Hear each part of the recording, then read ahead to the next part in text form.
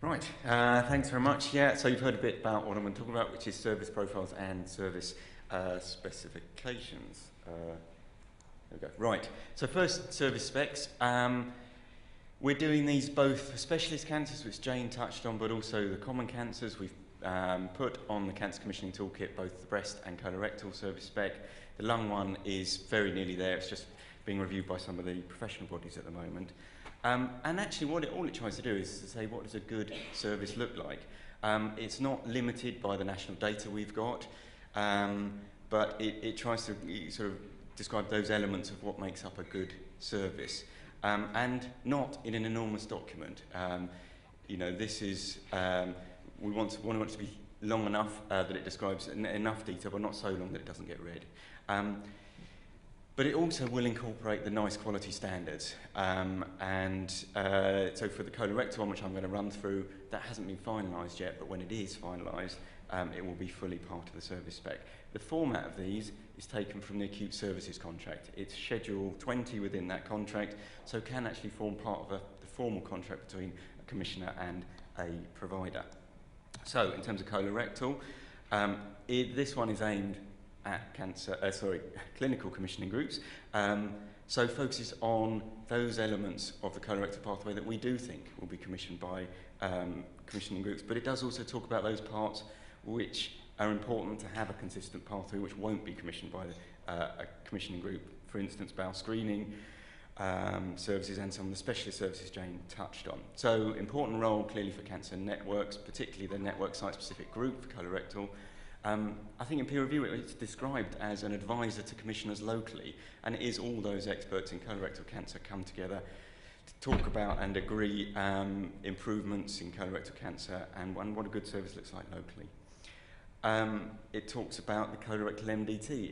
It's part of our sort of meat and drink. Anyone that's been involved in cancer for any number of years, but it doesn't take for granted that new commissioners know all about some of the things that have been in place for a long time. Clearly, the MDT is the key part of how decisions are made on what would be a recommended treatment or the best treatment for patients.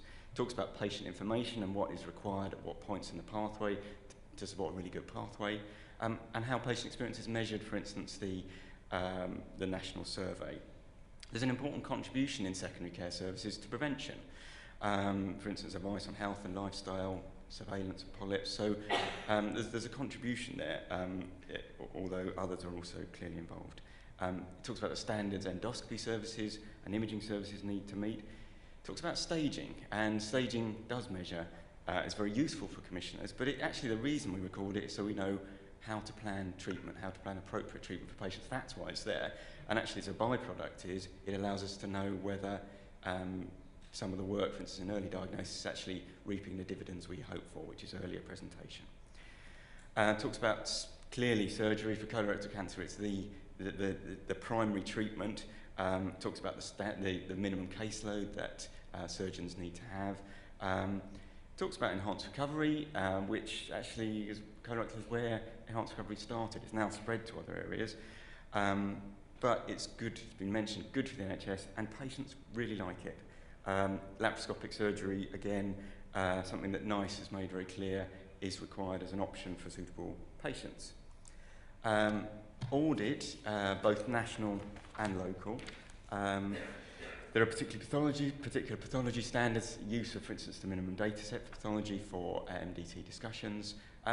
Cancer weights is something we've all, I remember being here many years ago talking about cancer weights before they were achieved, but there are standards that still need to be achieved, around 31, 62, and of course the 2-week access standard. Then it talks about specialist care. Now that's not something we necessarily expect CCGs to commission, but access to, for instance, hepatobiliary MDTs, access to teams specialising in early rectal cancer. Actually, that's part of a good service, so it needs to be described, although it wouldn't be part of necessarily the service being commissioned by the CCG. Emergency pathways in acute oncology, particularly important in colorectal cancer, where 25% of patients present. What services would you expect to see? You know, what pathways need there be in A&E to support rapid care of patients presenting that way? follow-up, supportive and palliative care, and end-of-life care. The metrics within the service spec are all taken from the service profile, so it means there are nationally benchmarked data for the service, for the metrics within there. So just briefly on the NICE quality standards, I know we've got something later from someone from NICE, but actually NICE, the quality standards aim to describe cost-effective, evidence-based, high-quality care. They are, I understand, aspirational, but they aim to describe in a relatively short number of statements, sort of 12 to 15, what the critical infrastructure is for high-quality care. So clearly it makes sense that they're included in their entirety within the service specifications. I think interestingly in the NHS bill, which I have to say I haven't read all of it, but part of that says that commissioners have to have regard to the quality standards, which is a very strong description for guidance that's out there. So it's something that really is important for commissioners going forward. And just in terms of what the NICE quality standard for colorectal cancer looks like, obviously no one can read that because it's 13 statements squeezed onto a single slide. They are drafted at the moment. They will be finalised in August, but actually a lot of this is already within the service specification. It talks about having a CT for all colorectal cancer patients to assess stage of disease, an MRI for rectal patients. It talks about the availability of laparoscopic colorectal surgery, which has been a NICE requirement for some years now, and it talks about information at key stages for cancer patients. So there is some of this that is already, quite a lot of it that's already within the service specification, but we will make sure when it's finalised that's fully reflected. So just moving to the service profiles, this has really been an important bit of kind of collaborative work. The National Cancer Intelligence Network particularly have led the validation, comments and analysis. But it's been a piece of work I've worked closely with them, as well as actually a number of the cancer networks that have really given us helpful advice and guidance about what should be in here, what is useful to commissioners. And we also visited a number of commissioners over last summer to actually check out the kind of things we're thinking of putting in there and whether they would be helpful. So I'm sure you'll give us feedback today whether you think we've got that right or wrong, or whether there are additional things we should think of being in there. So in terms of an overview, it provides benchmarking information on tumour-specific multidisciplinary teams, and it's every team within the country. It is initially for breast and colorectal, and although much of the data in this is already out there, already been seen, it's the first time it's been brought together in a single profile with all the metrics together and put together in that format. So essentially it identifies where's a team doing more champagne. That's the end though. Where's the team doing well, and where are there opportunities for improvement? What we're keen to stress is this isn't the be-all and end-all. Data is limited. It isn't everything that's important about an MDT, but it's part of the discussions between a commissioner and a provider. And actually, looking at areas where services can be improved. So how do we put them together? Well, we obviously asked people what data they have, a massively long list, and then we looked at actually what data did we have on every MDT. We decided we didn't want data at a cancer network or an SHA level. We wanted it down at an MDT level, which for colorectal MDTs is about 160 plus MDTs across the country. And it had to answer what we thought was a question that was helpful to commissioners, and we were guided by people on the steering group about what those questions were. We had a consultation version. Hopefully it was seen by lots of you out there for a month, lots of feedback, some changes, and it went live on the 16th of December. So again, this is the profile, and I'll go through it in a little bit more detail, just really talking about what the headings are within the profile, and then actually what the metrics are. And then after coffee, we've got an opportunity to look at the live profiles, and you can look at any MDT you're interested in, whether it's your own, whether it's a neighbouring one, whether it's a rival MDT. But there's certainly an opportunity to do that. So just in terms of the column headings, first on the left-hand side, we've got the section, there are 8 sections described, which are sort of just the groups of the metrics. Then there's the indicator name. We tried to make the indicator name give a clue as to what the indicator is about. Some people have assured me that doesn't help at all.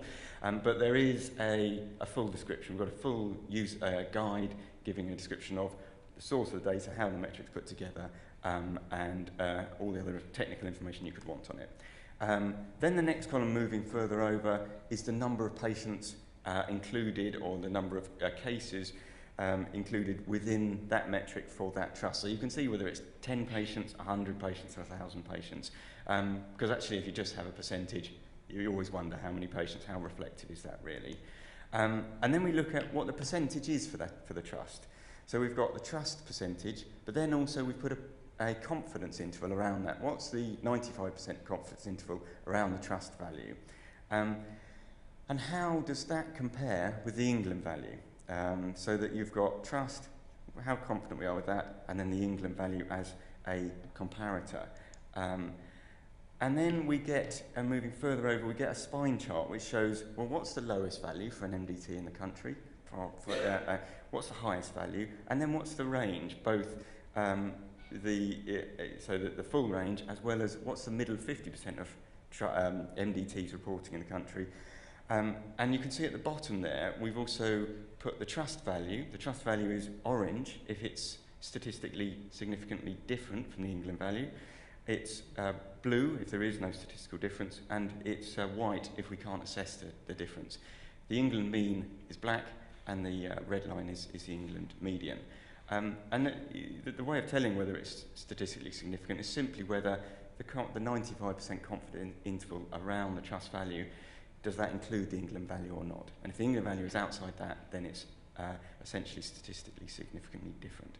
And then the last column is the source, where does the data come from, and what period does it relate to? So lots of sort of description of kind of what the data is even before we get into it. The confidence intervals, just briefly really to say, we're trying to say what's the uncertainty around the value, that the trust value. And I suppose being significantly different isn't in itself conclusive. There are 36 indicators here. You'd expect one or two to be different anyway, through kind of chance. But the more that are different, the more interest and the more need to kind of really understand that. And clearly you can be statistically better as well as statistically worse than the national average. So actually you need to look at the indicator to know what it's telling you. So just kind of briefly going through the metrics themselves. The first two is just about the size of the MDT. Everyone always wants to know. Quite often when I worked in an MDT, people would say we always had how many 100 patients. It was always good to have an independent verification of how big a size was. So the first one is about how many patients were reported to cancer waiting times over a year, treated under the 31-day standard.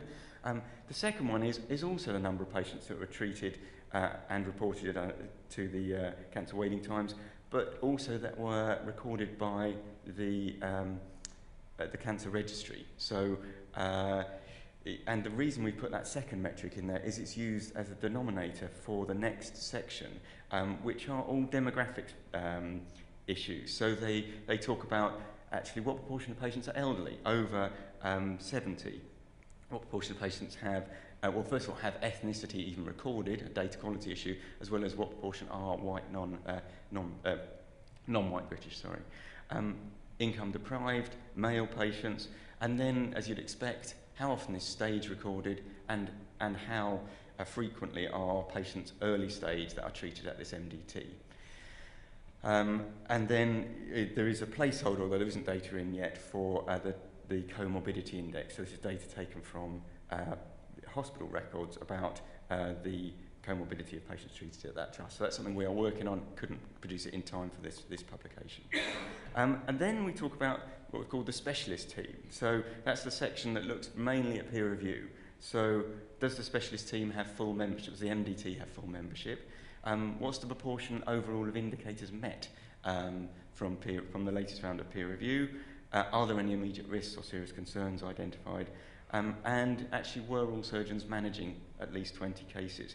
There's also a metric there, CPES, the Cancer Patient Experience Survey, where it asks whether patients reported having the name of a CNS given to them. So not what we're saying, but actually what do patients say about that and their experience of the care.